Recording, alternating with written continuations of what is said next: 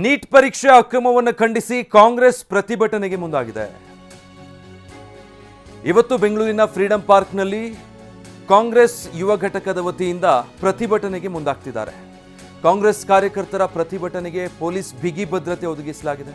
Freedom ಪಾರ್ಕ್ನಲ್ಲಿ 1,000ಕ್ಕೂ ಹೆಚ್ಚು ಪೊಲೀಸರ ನಿಯೋಜನೆ ಆಗಿದೆ.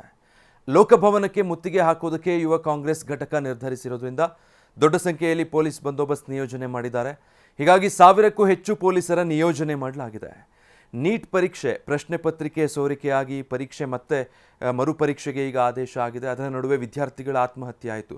4 ವಿದ್ಯಾರ್ಥಿಗಳು ಈ ಬೆಳವಣಿಗೆಗಳಿಂದ ಮನನೊಂದು ಆತ್ಮಹತ್ಯೆ ಮಾಡಿಕೊಂಡ್ರು.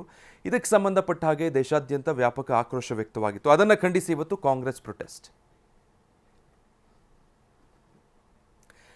ಡೀಟೇಲ್ಸ್ ಕೊಡ್ತಾರೆ ಈ ಸಂಬಂಧ. ಪ್ರತಿಭಟನಾ ಸ್ಥಳ ಫ್ರೀಡಂ ಪಾರ್ಕ್ನಿಂದ ಲೈವ್ನಲ್ಲಿ ಜಾಯ್ನ್ ಆಗ್ತಾ ಇದ್ದಾರೆ ಪ್ರಸನ್ನ. ಇವತ್ತು ಕಾಂಗ್ರೆಸ್ ಯುವ ಘಟಕ ನೀಟ್ ಪರೀಕ್ಷೆ ಅಕ್ರಮವನ್ನು ಖಂಡಿಸಿ ಪ್ರೊಟೆಸ್ಟ್ಗೆ ಮುಂದಾಗಿರೋದು, ಡೀಟೇಲ್ಸ್ ಕೊಡೋದಾದ್ರೆ. ವಿಜಯ್, ರಾಷ್ಟ್ರಾದ್ಯಂತ ನೀಟ್ ಪರೀಕ್ಷೆಯಲ್ಲಿ ಅಕ್ರಮಗಳು ಎಸಗಲಾಗಿದೆ ಅನ್ನುವಂಥದ್ದನ್ನು ಆರೋಪಿಸಿ ಕೇಂದ್ರ ಸರ್ಕಾರದ ವಿರುದ್ಧ ಇವತ್ತು ಯುವ ಕಾಂಗ್ರೆಸ್ ಘಟಕ ಬೃಹತ್ ಪ್ರತಿಭಟನೆಯನ್ನು ಹಮ್ಮಿಕೊಂಡಿದೆ. ಫ್ರೀಡಂ ಪಾರ್ಕ್ನಲ್ಲಿ ಇನ್ನು ಕೆಲವೇ ಕ್ಷಣಗಳಲ್ಲಿ ಬೃಹತ್ ಪ್ರತಿಭಟನೆ ಪ್ರಾರಂಭವಾಗುತ್ತೆ. ಲೋಕಭವನಕ್ಕೆ ಮುತ್ತಿಗೆ ಹಾಕೋದಕ್ಕೆ ಯುವ ಕಾಂಗ್ರೆಸ್ ಕಾರ್ಯಕರ್ತರು ನಿರ್ಧಾರವನ್ನು ಮಾಡಿದ್ದಾರೆ. ಒಂದು, ಕೇಂದ್ರ ಸರ್ಕಾರ ವಿದ್ಯಾರ್ಥಿಗಳ ಭವಿಷ್ಯದ ಜೊತೆ ಚೆಲ್ಲಾಟ ಆಡ್ತಾ ಇದೆ ಅನ್ನುವಂಥ ಒಂದು ಪ್ರಮುಖ ಅಂಶ. ಜೊತೆಗೆ ನೀಟ್ ಪ್ರಶ್ನೆ ಪತ್ರಿಕೆ ಸೋರಿಕೆ ಪ್ರಕರಣದಲ್ಲಿ ಎಲ್ಲರೂ ಕೂಡ ಭಾಗಿಯಾದಂಥವರು, ಆರೋಪಿಗಳು ಬಿಜೆಪಿಯ ಜೊತೆ ಸಂಪರ್ಕದಲ್ಲಿದ್ದಂಥವರು. ಹೀಗಿದ್ರೂ ಕೂಡ ಕೇಂದ್ರ ಸರ್ಕಾರ ಕಟ್ಟುನಿಟ್ಟಿನ ಕ್ರಮವನ್ನು ತೆಗೆದುಕೊಂಡಿಲ್ಲ. ಕೇಂದ್ರ ಶಿಕ್ಷಣ ಮಂತ್ರಿಗಳನ್ನ ಅವರ ಸ್ಥಾನದಿಂದ ವಜಾಗೊಳಿಸುವಂತ ಕೆಲಸವನ್ನ ಮಾಡಬೇಕಾಗಿತ್ತು, ಆದರೆ ಅದನ್ನು ಕೂಡ ಮಾಡಿಲ್ಲ. ಲಕ್ಷಾಂತರ ವಿದ್ಯಾರ್ಥಿಗಳ ಭವಿಷ್ಯ ಕತ್ತಲೆಯಲ್ಲಿದೆ. ಅವರ ಭವಿಷ್ಯವನ್ನ ಕಿತ್ತುಕೊಂಡದ್ದು ಯಾರು ಅನ್ನುವಂಥ ಪ್ರಶ್ನೆಯನ್ನ ಇಟ್ಕೊಂಡು ಇವತ್ತು ಪ್ರತಿಭಟನೆಯನ್ನು ಹಮ್ಮಿಕೊಳ್ಳಲಾಗಿದೆ.